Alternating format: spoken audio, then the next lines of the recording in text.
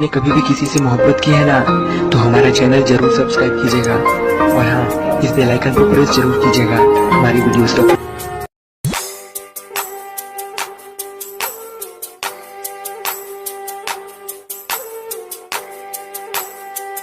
लेला हमर फुलावा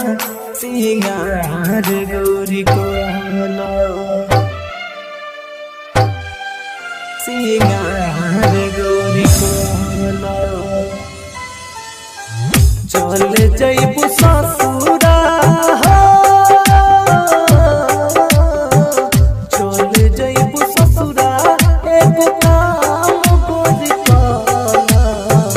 लेला हमर खुनावा सिंगार गोरी कोला लेला हमर खुनावा सिंगार गोरी कोला लेला हमर खुनावा सिंगार गोरी कोला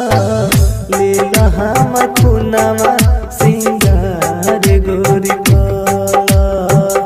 लेला हमर खुनावा सिंगार गोरी कोला।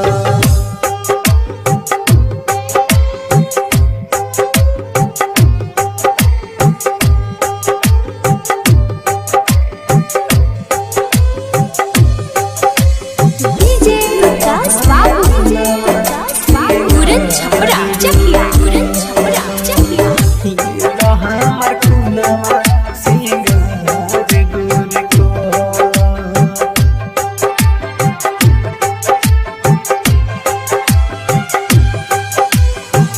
काटतानी हाथ वाला रोक के कटोरी में पली हो सिंगार बैठी घर पे हे कौरी में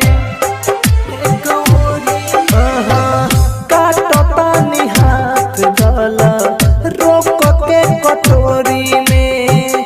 पली हो सिंगार बैठी घर पे हे कौरी में घर के कौरी में रोबू न हमरा खातिर हो